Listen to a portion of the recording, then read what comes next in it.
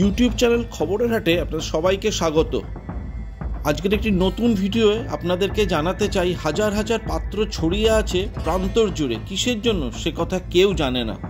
কোথায় আছে এই পাত্রগুলো, কীভাবেই বা ছড়িয়ে আছে এবং এত পাত্র কীভাবেই বা এলো, জানতে হলে ভিডিওটা অবশ্যই প্রথম থেকে শেষ অবধি দেখতে হবে।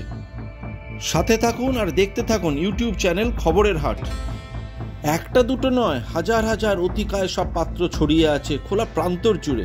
কি কাজে লাগতো এই সুন্দর দর্শনীয় দানবীয় পাত্র, সে কথা কারোর জানা নেই। এক বিশাল উপত্যকা, সবুজে ঘেরা প্রকৃতি, সেখানে গেলে চেনা সবুজের মাঝে নজর কাড়ে অচেনা পাত্র। দেখতে অনেকটা ঘড়া বা অতিকায় পাত্রের মতন, যার উপরের অংশ অধিকাংশ ক্ষেত্রেই খোলা।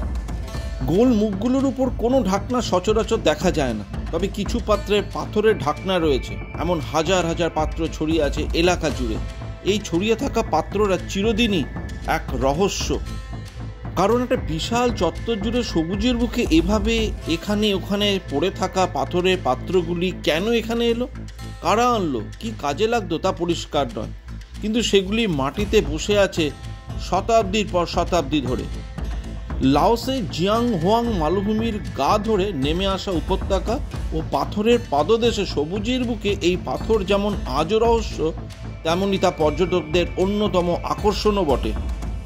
পাত্রের ভিতরটা ফাঁকা, কালচে পাথরের তৈরি এই পাত্রগুলির আয়তন এক নয়, নানা আকৃতির পাথর রয়েছে। সেগুলির মধ্যে কয়েকটি আবার 10 ফুট পর্যন্ত উচ্চতার রয়েছে।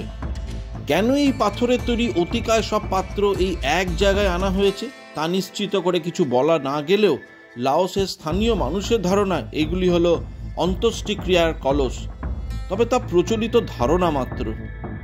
আপনারা আরও অবাক হবেন এটা জানলে যে ওই পাথরের পাত্রগুলো হলো প্রচণ্ড ভারী, কয়েক টন করে ওজন। সেগুলি যে হাতে তোলা যেত, নামানো যেত তেমনটা নয়। তাহলে তা কিভাবে কাজে লাগানো হতো সেটাই প্রশ্ন। একই জায়গায় এত পাথরের প্রায় একই রকম দেখতে পাত্র কেন এইভাবে ছড়িয়ে আছে তা আজও এক রহস্য হয়ে রয়ে গেল। তবে বিশেষজ্ঞদের মতে এই পাথরের পাত্রগুলোর বয়স কম করে না হলেও 2000 বছর। ভিডিও যদি ভালো লেগে থাকে তাহলে লাইক, শেয়ার, কমেন্ট ও সাবস্ক্রাইব করতে ভুলবেন না। সবাই ভালো থাকুন। আজকের ভিডিও এই পর্যন্তই।